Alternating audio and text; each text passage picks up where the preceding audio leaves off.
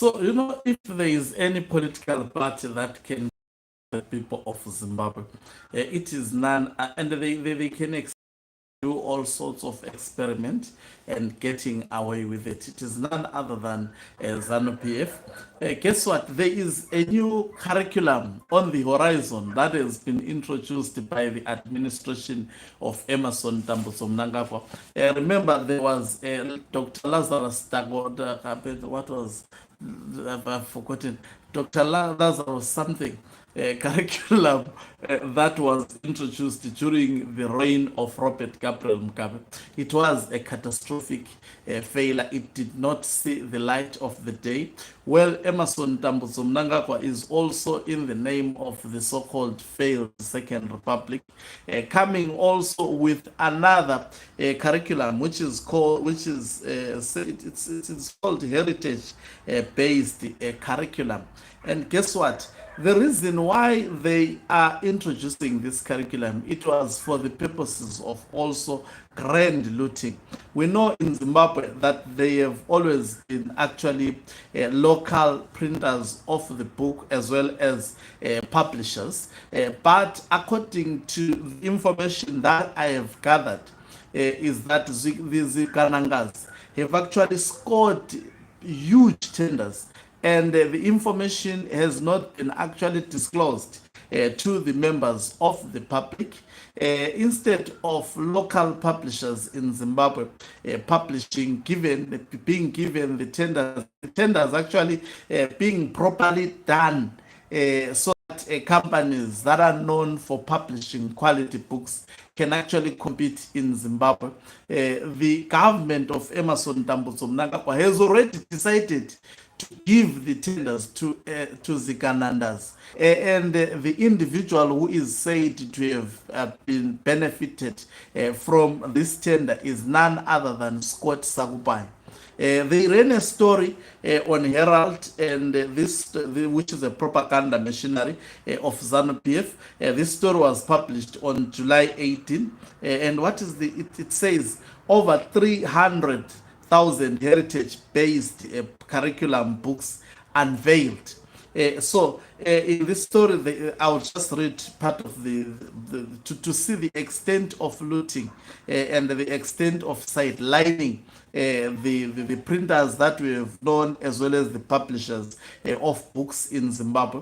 And it is said, by the way, that these books that already have been produced are produced by unknown people.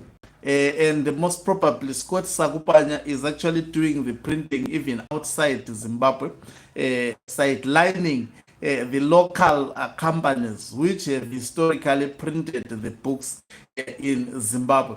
So the story read as followed. I'll just read some of the snippets. I know it slipped out from the people because these people are cunning. Even when they are robbing you, they report in such a manner that you will not discover what exactly they are talking about. The story was over 300,000 heritage-based curriculum books unveiled. Already 300,000 books have been printed. And it says over 300,000 new heritage-based curriculum textbook for primary and secondary schools were launched in Harare today. That was on the 18th of July, whilst another 2.8 million are in production, marking a significant step implementation of Zimbabwe's culturally rooted education framework.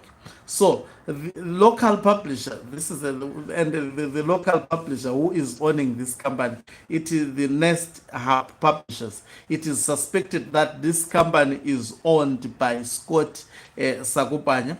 So already it has printed about 300,000 textbook, and there are 3.8 million textbooks to be printed. We are not told exactly as to how much money has been given to this particular company, but there is also another grand scandal on this story. I mean, there is so much looting that we are not aware of. Remember, Emerson Dambudzo Mnangagwa created this company called Mutapa Investment, whereby such issues in terms of such issues could actually be kept hidden. So we don't know how much this Nest Hub company, which has so far produced 300,000 books, whether they have indeed produced these 300,000 books. Seeing this picture, it may not be a reflective of those 300,000 books. And we are told, why did they start? Why did they unveil? Few books whilst the tender has been given. Why not actually unveiling all the books? And also, what is said is that the normal way of actually gazetting the tender and allowing companies with a reputation in Zimbabwe to compete for this tender was not done.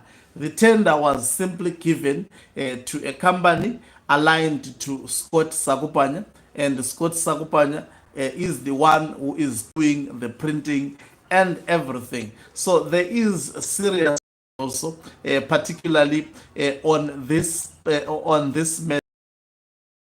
are actually crying because the non-local publishers they were not actually informed about even the gazetting of this story.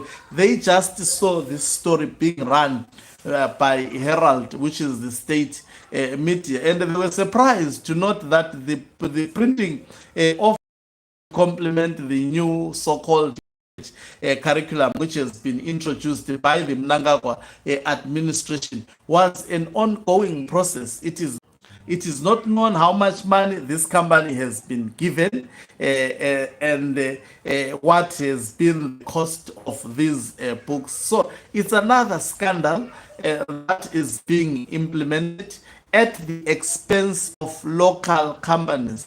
They will always boast, ZANU-PF will always boast about promoting. You see, they talk about this company as a local company. They would not tell you that it's a Scott Sakupanya owned company. Now, if it's a Scott Sakupanya owned company, it is as good as Mnangagwa is benefiting from this tender.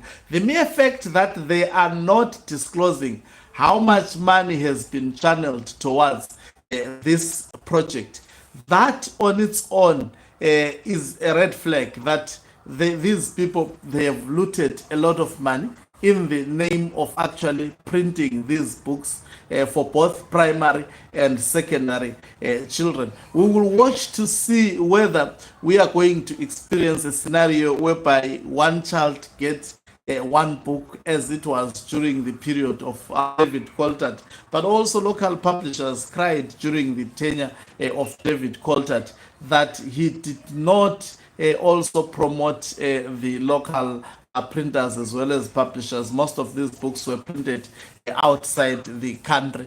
Maybe it was the condition of the donors, but what about this ZANU-PF? And you can see how these Zviganandas are actually looting the country, taking it down. They control everything. They are receiving, they're just given, tenders are just given to them like this. They don't have to go through a tender process. By virtue of knowing Emerson Dambudzo Mnangagwa, they have actually the privilege to associate with the men. Thank you very much for watching us. If you're watching us for the very first time, please do remember to press the red or black subscribe button so that next time when we film live, you become the very first one to watch us. You can financially support this channel by pressing the subscribe plus button and be part of our members who are the heartbeat of this channel. You can equally do so by pressing the thanks button and send us stars. We are also available on X, formerly Twitter, as Hlonipani Global News. We are equally available on Facebook, also as Hlonipani Global News. This is an exclusive story. It's worthy being listened to by the people of Zimbabwe. Thank you very much for watching us.